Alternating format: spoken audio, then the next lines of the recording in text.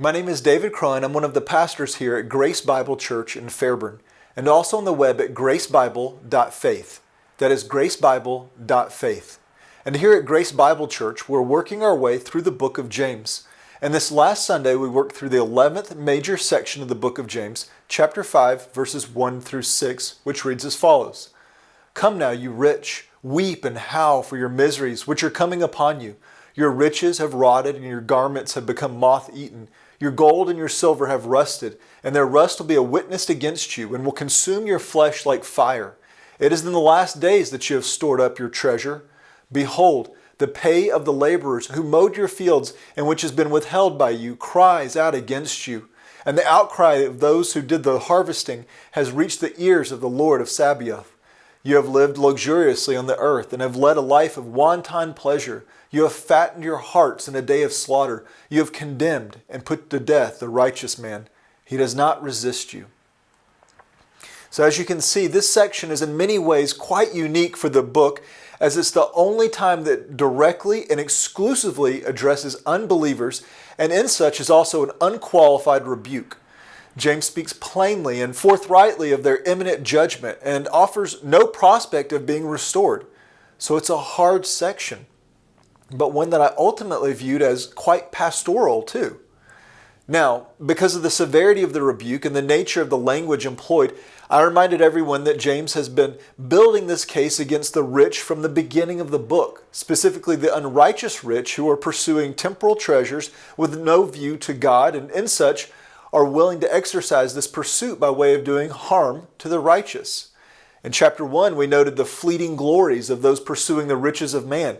Quote, but the brother of humble circumstance is to boast in his high position, and the rich man is to boast in his humiliation. Because like flowering grass, he will pass away. For the sun rises with a scorching heat and withers the grass, and its flower falls off, and the beauty of its appearance is destroyed. So too the rich man in the midst of his pursuits will fade away. That was chapter 1, verses 9 through 11. Then in chapter 2, we noted the unrighteous rich abusing the courts and blaspheming Christ. But you have dishonored the poor man. Is it not the rich who oppress you, and they themselves drag you into court? Do they not blaspheme the good name by which you have been called? Chapter 2, verses 6 to 7. So, this two-part indictment in chapter 5 does not really come at much of a surprise to us, though it is certainly the most comprehensive expression of this strong theme for James.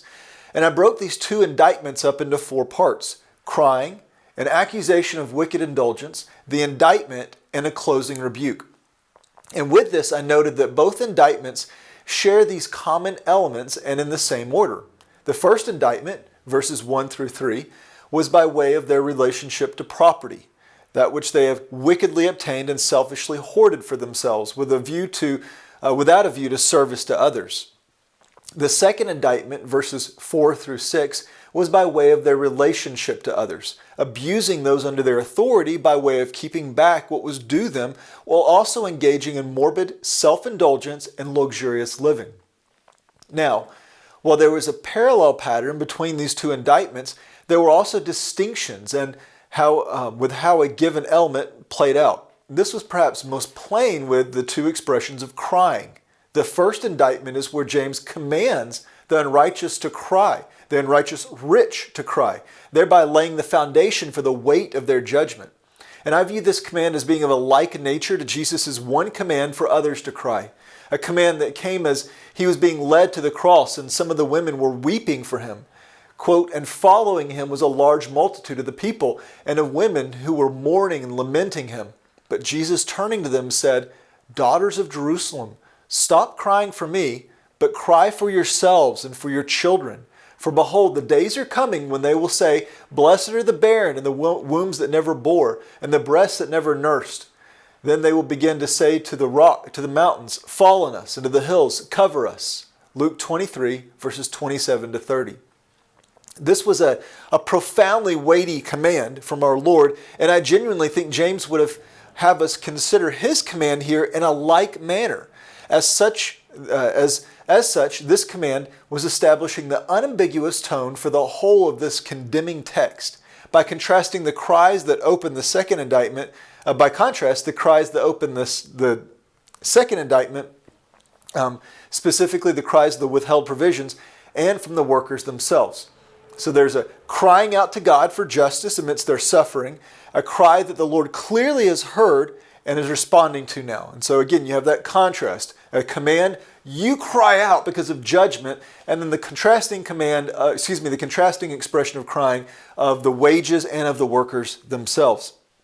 With both sections of the passage, the indictment by way of property and the indictment by way of people, I took time to fill out the accusation and respective indictments while driving to their closing rebukes. The first rebuke was, "You've stored up such treasure in the last days," a profane hoarding of that which is corroding and failing, and this in the final days. Actions that stand in absolute contrast to Jesus' call for our storing up treasures in heaven in Matthew 6. The second and closing rebuke was, "You have condemned and murdered the righteous man. He does not resist you." However, I am persuaded that this should be restated as a rhetorical question. At the end should be a rhetorical question. Specifically, it would reread, "You have condemned and murdered the righteous man. Does God not oppose you?" And the implication and the rhetorical nature of it is, yes, he does. Now, I know it might sound strange to change a statement to a rhetorical question, but it is a grammatically sound option. Also, it gives the section a clear and firm conclusion while also drawing back on James's other use of this term, of resist or oppose. Quote, "But he gives a greater grace. Therefore it says, God is opposed or resist the proud, but gives grace to the humble." That was chapter 4, verse 6.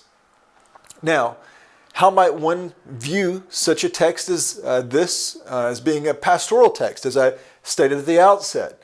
Well, I would argue that it's quite pastoral for two reasons. First, in the spirit and tone of the Old Testament prophets, the wicked are having their just conclusions declared for all to hear, thereby making it plain that God will indeed deal justly with all men. Second, this section was intentionally tied to the preceding one, where believers are restoratively rebuked for their drifting toward an arrogant ignorance, failing to have a proper view of God in all things, embracing an "I will" disposition over a "I will if God wills." So we have a clear contrast of engagements by the Lord, restoring his beloved and condemning the wicked. And then the next section, which concludes with the Lord opposing the wicked, followed by therefore, or thereby, building on this righteous rebuke and turning our attention to the Lord's return. That would be the next portion of chapter 5, when all such things will be made right for those who have persevered and have been found approved. So once again, you have the restorative rebuke of a like nature to the believers, this condemnation of the wicked, unjust, unrighteous persons who are opposing the believers, and then a view in light of these things to the Lord's return, at which time justice will be fully satisfied. So that brings us to a conclusion of our review of James chapter 5, verses 1 through 6. For access to the full message that we've reviewed today, you can go to our website at gracebible.faith. That's gracebible.faith. And here you can access all of our messages in James, as well as our other studies in both video and audio formats, which are also available on YouTube and Spotify, linked through our website. Now, I hope that our study together in James has been and will continue to be a blessing to you as we all pursue the aim of being made perfect, complete, and lacking in nothing as we walk in the wisdom from above. Grace and peace to you all.